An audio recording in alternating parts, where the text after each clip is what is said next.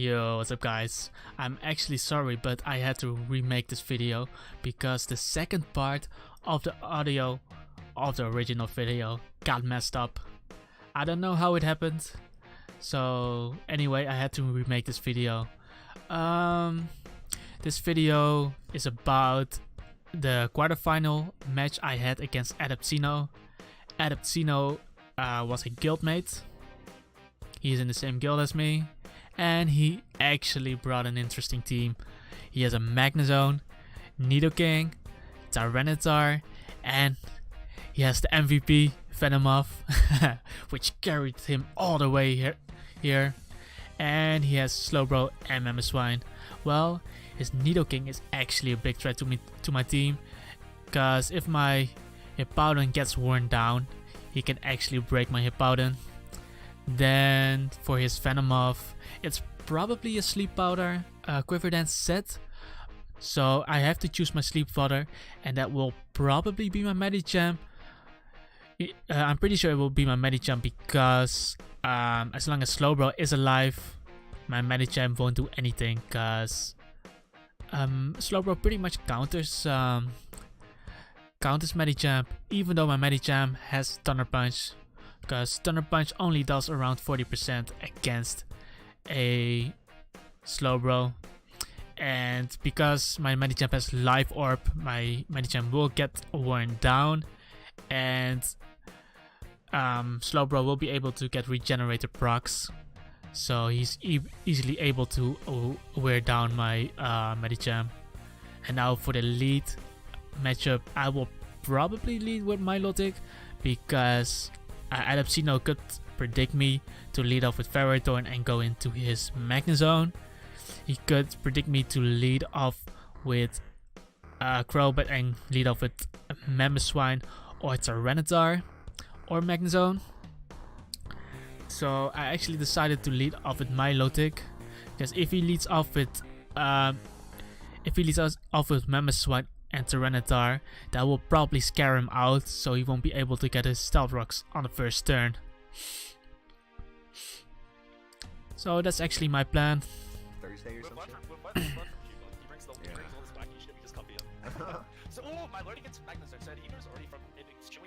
So I lead off with Milotic as he leads off with his Magnezone. I do not want to stay in here, so I decide to go into my Hippowdon. This play might be very obvious, but I think it's the best play to make at this point, because it's too early to make any predictions. So I just go for the safe play into my Hippowdon, and if he switches his Slowbro into my Hippowdon, then I can actually Toxic him. And that's actually what I want, because I know my Hippowdon can easily live a Scald, because he is especially defensive. So this situation is really what I wanted.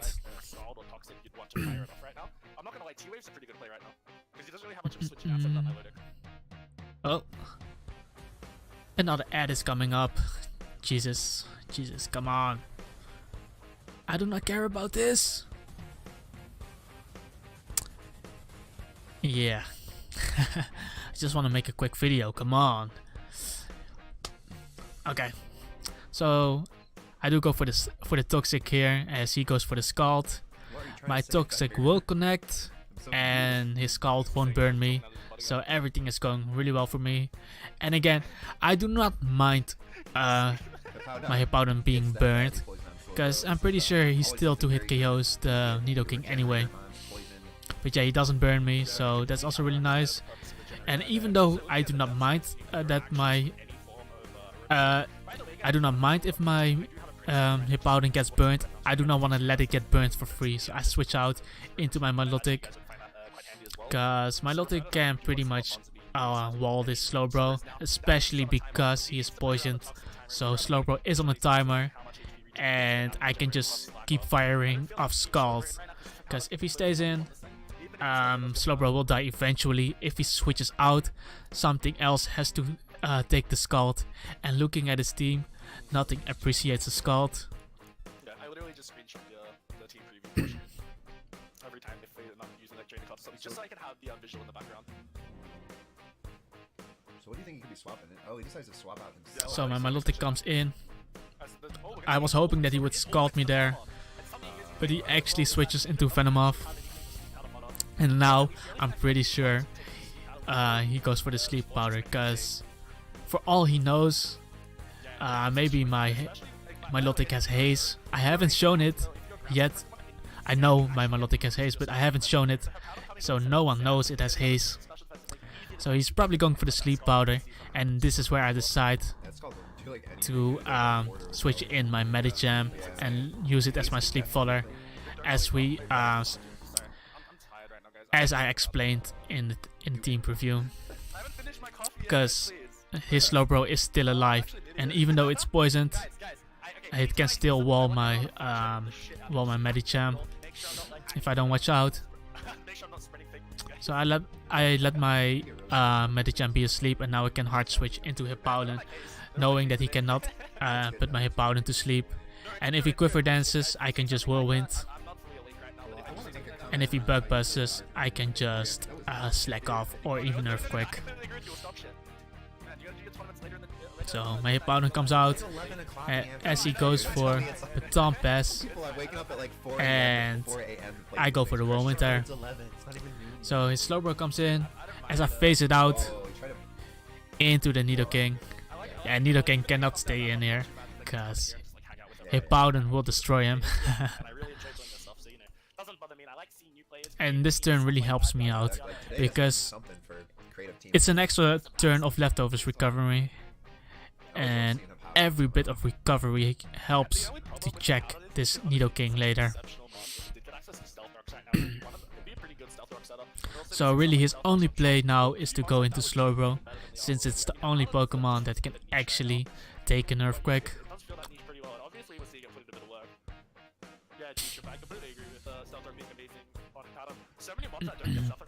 There's really no other play for him to make, because his Magnezone will die. His Tyranitar will take a lot of damage. His Mamoswine will take a lot of damage. And his Nidoking will die. So he really has to go Slowbro. So Earthquake comes out. I get a bit of damage off on the Slowbro together with the poison damage. And now again I'll just switch into my Milotic, because my Milotic can actually wall it for days.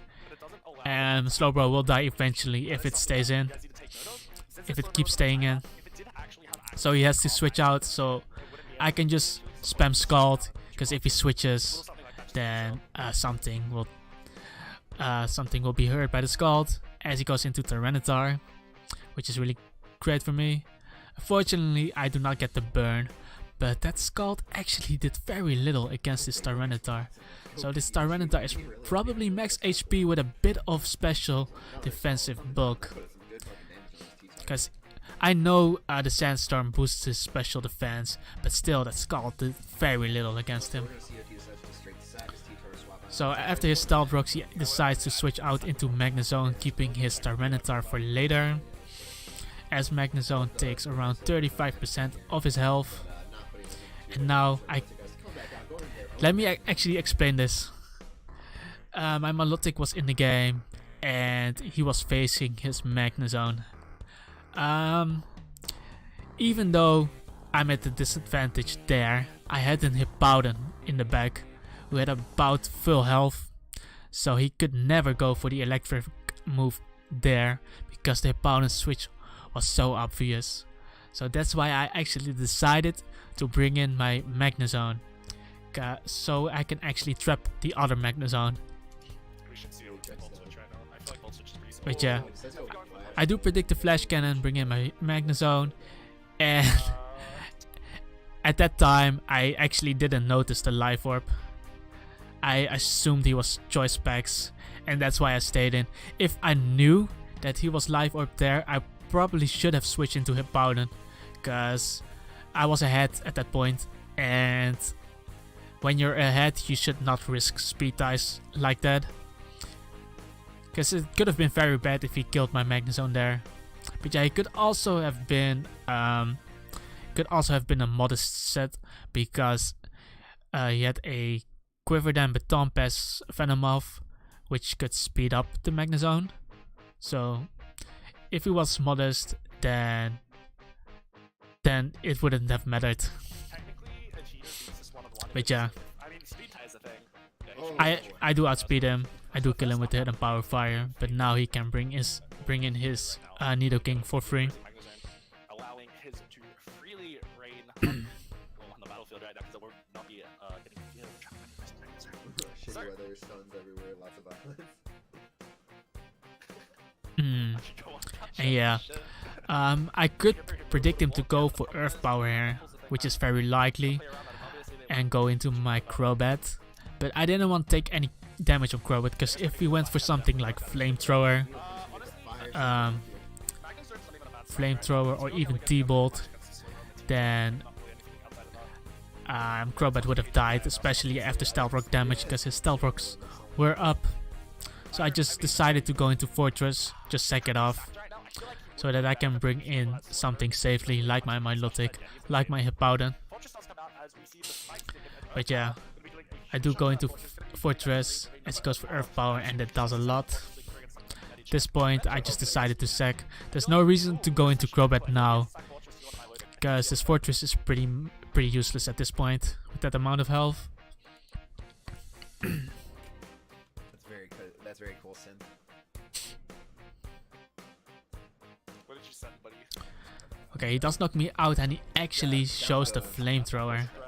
So now I know which 3 moves he has. He has Sludge Wave and Earth Power, obviously, because those are his main stab moves. And he has Flamethrower.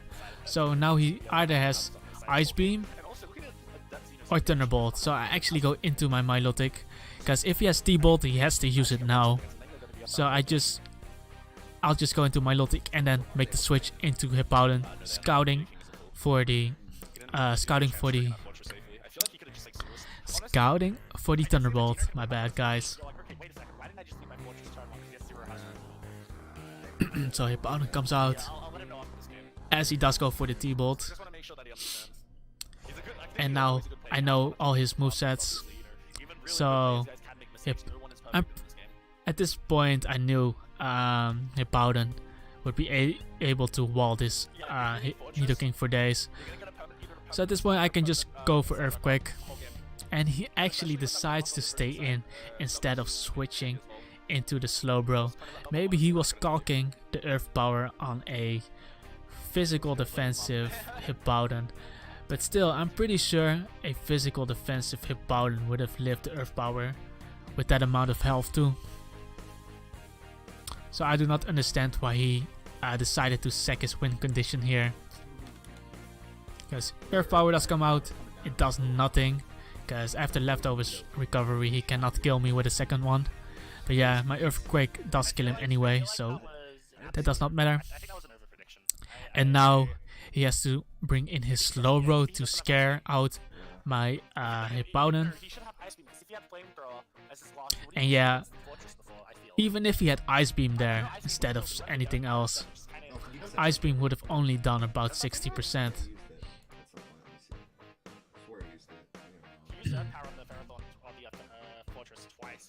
It is flamethrower. Oh, it is? Huh. Nah, apparently he did use flamethrower. Yeah, he used it against the Fortress. Nice. Yeah, and if I stayed in with my Milotic against the Nidoking, my Milotic wouldn't have been able to knock out the Nidoking, and then he would have been able to 2-hit KO my Milotic. So I think making that play was the correct play. I guess he had nothing for the super now. I don't personally. I feel like Ice Beam is an essential move on Nidoking. And if he went for Earth Power instead of T-Bolt, then I know he has probably Ice Beam because he didn't use T-Bolt. And then I know that my Milotic can actually wall it. And that all because he showed Flamethrower. Because he showed Flamethrower, then I knew that either my Milotic or my Hippowdon would have been able to wall the Nidoking. But yeah, Nidoking is down, the win condition is down. He did bring in his Slowbro. This trainer card maker right here, guys. Anyone in chat who hasn't seen it, it's a really cool way to make a little trainer card. I'm actually quite behind now. Well, it's my Hippowdon against his Venomoth, as another ad is coming out. This is really annoying. Come on. I just want to make a quick video, please. Please. Maybe I should just sub to Raven's channel. Then I won't have to watch to these fucking ads. This is actually a really long ad. I do not even play that game, and I do not even like that game. Come on. Okay. Oh my god. He does switch out into his Bowden as I earthquake it. I don't know if this hit this one. Now I just go into my Milotic, cause again Slowbro won't be able to do anything against my Milotic, and Slowbro is on a timer, so he will die eventually. So first I'll just recover, and then I'll keep spamming Scald, cause if he stays in, my Slowbro dies to a couple of poisons. If he switches out something, we'll get scalded and we'll risk the chance of getting burned.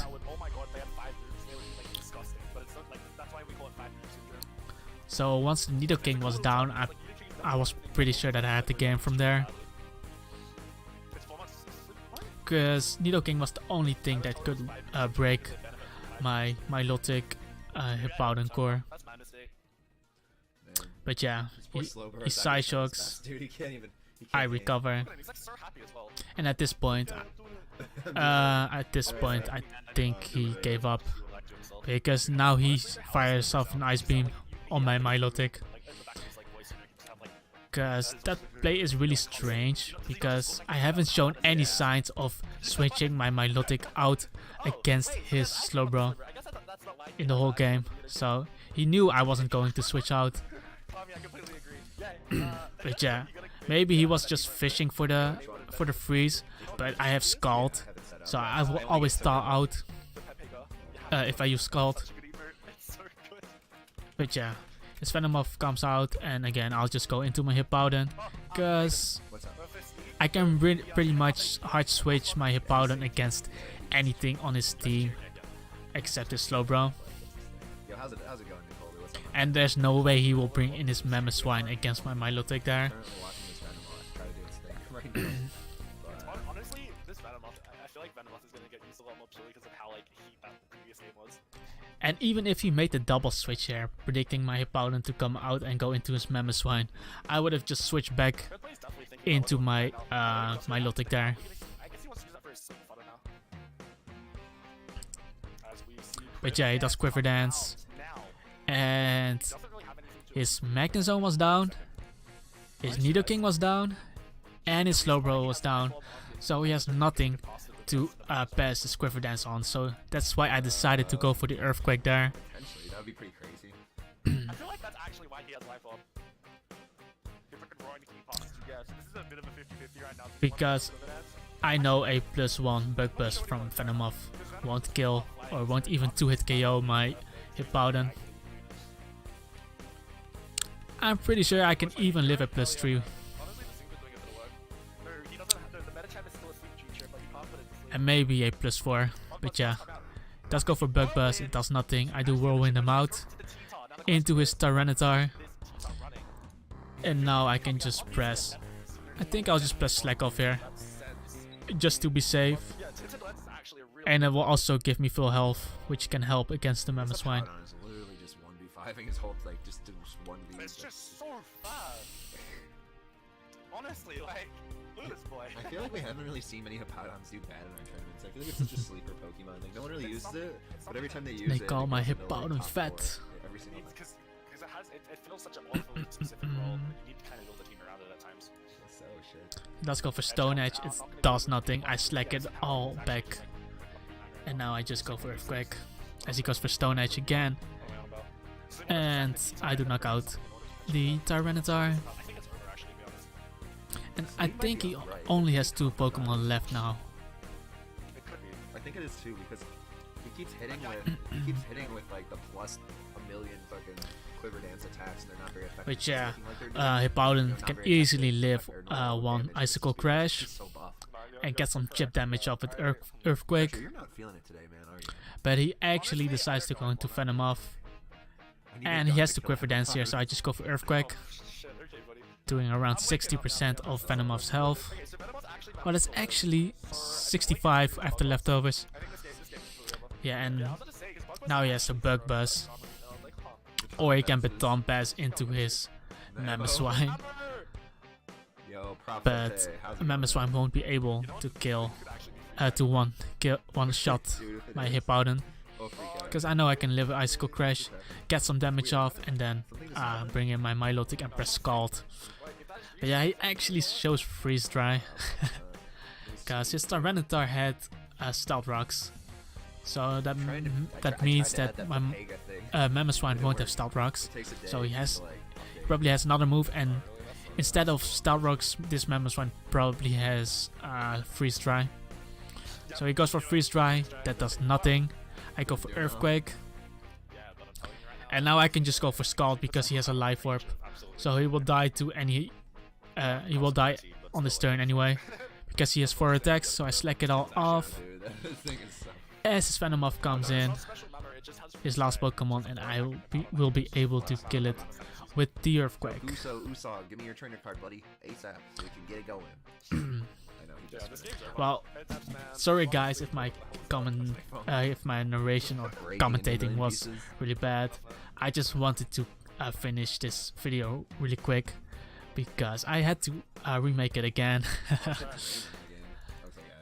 Well, if you haven't seen the final or the semi-final yet, make sure to watch it. I will put a link down below for the playlist. So while we give Usopp And some yeah, time to peace out. get his